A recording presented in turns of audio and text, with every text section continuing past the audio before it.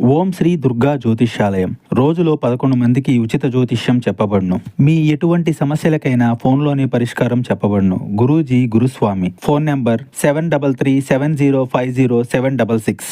Bore బోరున ఏడుస్తారు. ఏమిటి ఆ విషయం, ఏం జరగబోతుందో వీడియోలో చూసి తెలుసుకుందాము. వీడియో నచ్చితే తప్పకుండా ఒక చిన్న లైక్ చేసి మమ్మల్ని సపోర్ట్ చేయండి. ఈ రోజున విషాదపూరిత లేదా అసహాయకరమైన నిజాలు అయితే బయటకు రాబోతున్నాయి. ముఖ్యంగా ఎప్పటి నుంచో అనుమానం ఉండి స్పష్టత లేక ఎప్పటికీ వదిలివేసిన విషయం ముందుకొస్తోంది. తెలిసిన కొందరు ఈ రాశిలోని వారు బోరు బోరున ఏడుస్తారు. ఎందుకంటే కొన్నిసార్లు నిజాలు ఎంత నిర్దాక్షిణ్యంగా ఉంటాయో, దెబ్బతీస్తాయో ఈ రోజున అనుభవం అవుతుంది. ఏం జరుగుతుందో కొంచెం విపులంగా చూద్దాము. ఈ రోజున కుటుంబ సంబంధాల్లో చాలా సున్నితంగా ఉంటారు. స్నేహితులు, బంధువులు ఏదైనా విషయం చెప్తే వెంటనే తెలుసుకోవాలి ఆ రహస్యం అనే ఆతురత ఉంటుంది. ఈ మధ్య కాలంలో ఒక వ్యక్తి మీద మీరు కొంత అనుమానంతో ఉన్నారు. ఇక ఆ వ్యక్తి మీకు దగ్గర స్నేహితుడైనా లేదా కుటుంబ సభ్యుడైనా కావచ్చు. మధ్యాహ్నం 2 గంటల నుండి సాయంత్రం 6 గంటల మధ్యలో చాలా కాలంగా వెతుకుతున్న నిజమైతే ఎటకేలకు బయటకొస్తుంది. ఇదొక మోసం కావచ్చు. ముఖ్యంగా డబ్బు సంబంధితమైన సాన్నిహిత్య సంబంధం, ప్రేమ విషయంలో అయినా కావచ్చు. కలలను కళ్లకు కట్టినట్లు కలిగించిన వారు వెనుక వేరే దారులు వెతుకుతూ ఉంటే కనుక అది తెలిసే అవకాశం ఉంది. ఈ నిజం తెలిసాక మీరు ఒక్కసారిగా కుప్పకూలిపోవచ్చు. కొందరికి ఆవేశం ఎక్కువవుతుంది, కానీ కొందరికి కన్నీరు మాత్రమే వస్తుంది.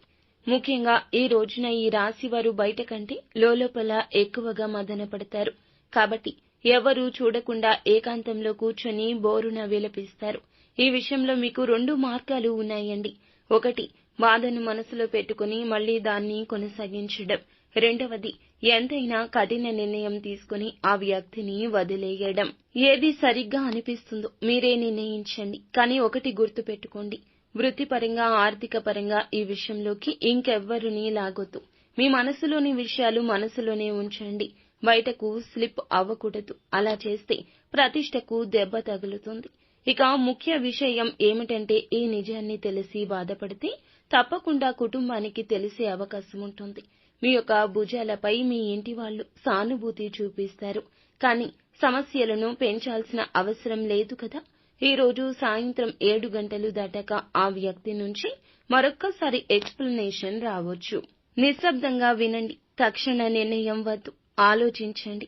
ఆర్థిక పరిస్థితి పరంగా ఈ నిజం డబ్బు సంబంధితం కావచ్చు.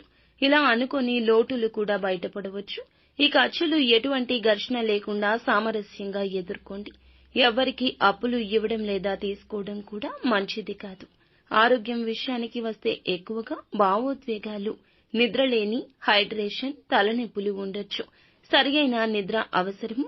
ఏకాంతం కూడా. లోపల పుస్తకాలు చదవడము, హాల్లో చిన్న వాకింగ్ చేయడం మెల్లిగా కూల్ అవడానికి ఉపకరిస్తుంది. ఏకాంతంగా ఉండండి. ఆ ఆలోచనలే మిమ్మల్ని నడిపిస్తాయి.